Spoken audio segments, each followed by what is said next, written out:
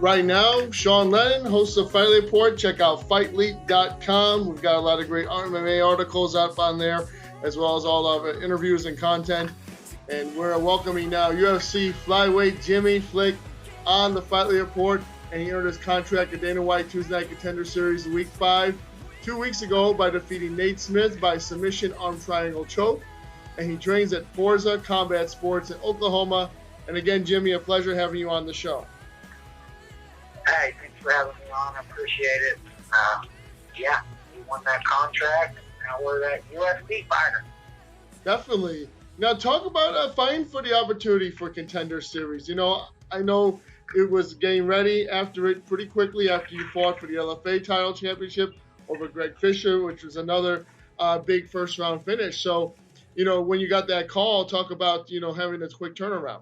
It's a lot higher than where I live at, and we got out there a week early, and we did quarantine for a little bit, and we trained. They gave us our own training room, our own hotel. It was great, man. They took great care of me. Couldn't complain about nothing. Everything went good from training camp to the trip to the fight. So it was an amazing experience, and I'm excited to be on the roster and hopefully fight before the end of the year. Definitely. When you were matched up with Nate Smith, now what did you prepare for during the fight, and what did you do that may have surprised you? What I knew I had to prepare for was I knew he had great cardio, and that was my plan, is to make sure that my cardio was the best it's ever been. I know that he trains at altitude with Team Elevation, so he brings in a great cardio, and he also has a great wrestling background, so I brought in some wrestlers, Cody Carstetter, Jared Patterson, and WAG, which are here locally in Sand Springs, Oklahoma. And they came in and got that work in with me. We worked on checking his kicks, worked on delivering kicks. Me and him got in a little calf kicking war there. We're 2 weeks out from the fight, and my calves are still sore from kicking him and taking kicks. And, oh, wow. It was a good little war back and forth, and we was prepared for everything that he had to offer. And I even feel like I broke him on his cardio, and I got him tired. And that was one of my main goals, is to try to make sure that my cardio was going to be better than his. And I think I did that, and I was in the best shape of my career. I felt amazing fighting up there. No fans didn't bother me at all. We fought in Sioux Falls, South Dakota for LFA with no fans. We went and fought in front of Dana White with no fans, and I can't wait to actually fight in the UFC with fans now. Oh, yeah. It's going to be a totally different experience, I'm sure. Yeah. So you talk about, you know, getting ready for this fight, not just physically, but verbally, you know, making sure you said the right things to Dana White and when you were on camera. What went into that? Man, years and years of training. I've been in this sport as a professional for 10 years. I've been in front of the cameras. I've messed up before. I've said the wrong things. I've said the right things. Right. And I was more prepared for what I needed to do, what I needed to say, how I needed to act on camera. And over 10 years has prepared me for what I needed to do. And I went out there and proved it, and it was amazing. Was there any plans if you didn't walk away with the contract? Never went through my mind, man. The only thing that was going through my mind was going out there and putting on a fight. And I knew, win or lose, Nate was going to get the contract. I'm never in a boring fight. I'm always in an exciting fight, and I always look to finish. I got 20 professional fights, and I've only been to the scorecards 3 times. And twice was to the same guy that I beat. I beat him twice, and I beat him both times by decision. And then I feel like I screwed on a decision when I fought a guy in his hometown a couple years ago. And ever since that decision went the wrong way, I've never been to the scorecards, and I'm going to do everything in my power to never hit the scorecard. Definitely. And no, the UFC Flyweight division, finally UFC has a new champion after Davidson Figueroda. What do you feel you're going to bring that no one else offers at 125? I feel I bring more heart. I feel I bring more desire. My work ethic is untouchable. My jiu-jitsu is phenomenal. I've been telling everybody I've got a Khabib wrestling and the Damian Maya jiu-jitsu. I'm a different kind of fighter. That's why they call me the Brick, because my game's solid all over. I have good stand-up. I've been working over at Forza Combat Sports for over a year now. Ever since I made the move to Forza Combat, I've stayed undefeated in 2020. I've won 3 MMA fights, and in 2019, I even fought in kickboxing, and I dominated Matt Murphy in a kickboxing fight where I was supposed to fight at Flyweight, and he came in on short notice, and we were supposed to fight at 135 because my Flyweight opponent backed out, and he ended up coming in at 142 pounds, so I ended up kickboxing at featherweight. Wow. And I dominated Matt Murphy, and it's on UFC Fight Pass. You can go and search my name and check it out. I really showed my striking in that fight, and I'm just a fighter that's evolving. And I'm 30 years old. I'm at the peak of my career. I've been in the sport for 10 years. I've been in MMA for over 10 years, count my amateur career.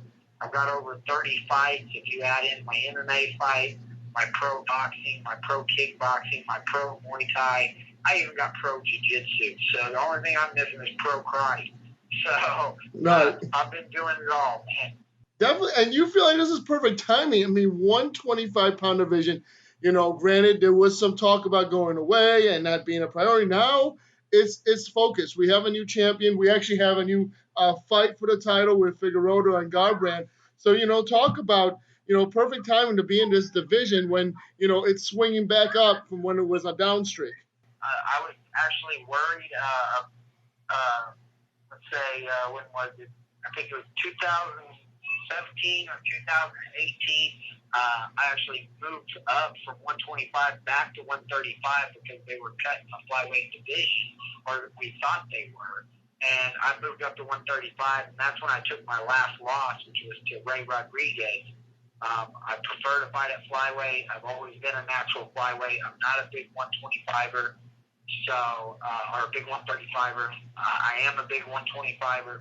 So when they finally brought it back and we got solidified with the champ, it really excited me. I finished my last 4 opponents at 125, and I plan on keeping the ball rolling in the UFC when I make my UFC debut. And do you have anyone that you feel would be a great first test in the cage for your debut? Yes, I don't know if I'm going to get it, but I asked for Jussier Formiga. He's one of the top grapplers in the UFC.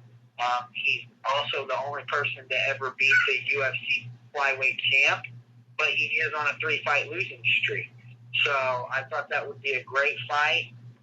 When I got into the flyweight division early in my career, Formiga was the number 1 flyweight in the world at that time. I've been watching the guy all the way up to the UFC and his current fights in the UFC. I think he's on a 3-fight losing streak, and he wants to make a run back at the flyweight title. Why not fight a newcomer like me that has amazing jiu-jitsu, good wrestling, and I want to make a statement in the UFC. So that's what we're looking for. So we'll see what happens. Definitely. Hopefully you get that fight. And what are your thoughts on Figueroda and Garbrandt as a fan? Checking out these guys, fighting for 125. How do you think Cody's going to look at that division? Honestly, I think Figueroa is going to get it. I think him being at flyweight longer is going to help him. But I believe the UFC made a great decision by letting Cody Garbrandt come down to the flyweight division because it's going to bring more fans and more eyes to the flyweight division. And if he does win, great, man. Now we've got Cody as the flyweight champ, and the division's only going to get bigger from there. He's got a big fan base. He likes to knock people out. So does Figueroa. And I think it's going to be a great fight, but I think Cody's chin's not going to hold up at flyweight or his cardio. It's going to be a big difference coming down. We already seen what happened with TJ Dillashaw when he came down to flyweight, and not only did he come down to flyweight and get knocked out, he was on steroids in the process or whatever it was he was using to where he could make weight and fight at flyweight. So I think kind of maybe the same thing is going to happen, but I think it's going to bring more fans to the flyweight division, so I love it. Yeah, same here. And after getting everyone talking about your Contender Series fight, what can we expect in your official UFC debut? Yes, man, it was an amazing fight, and just expect more action, more everything. That's what I'm a well-rounded fighter. I like to show everything. I feel like I could have showed up more of my stand-up in this last fight, but if it's not broke, don't fix it. So I like to take the fight to the ground. I'm very comfortable on the ground, but I like to go straight forward, and I like to fight, and I like to finish. And if I don't finish, most of the time I get finished. So it's killed or be killed when I fight in there. And that's what the fans want. That's what Dana White wants. And I'm just excited. I had the performance I did. I broke the record for the most submission attempts on the Tuesday Night Contender. They say it's only 6, but I'm pretty sure it's like 13 or 14. Because every time I go back and look at it, that's what I'm counting. I don't think the people know exactly what submissions I was hit at all times or what they consider an actual submission, because the guy was gurgling. He was choking. I about broke his arm multiple times. Wow. So just expect fireworks every time I come in. Definitely. We're really excited, Jimmy. Again, congratulations on getting the contract, and welcome to UFC. If there's anyone you'd like to thank, go ahead. Thanks for being on the show. I want to say thank you. I appreciate you bringing me on, giving me the opportunity to come out and come on here, tell people about me. I want to say thanks to all my sponsors. I don't have my paperwork to be able to name them all off. No worries. They all know who they are. I appreciate everybody that supports me. If you would like to follow me, please follow my fan page, Jimmy the Brick Flick. My personal page is out of friend request. I'm also on Twitter at Jimmy Flick, and I'm on Instagram at the Brick MMA.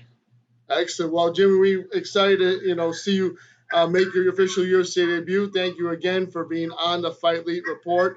And when I do post this podcast, you can tag your sponsors. You're welcome to. Yes. Yeah, will do, man. I appreciate it. Thank you for having me on, man. Anytime. Best of luck to you. And thank you for putting on entertainment during these difficult times as well. Yeah, I appreciate that, man.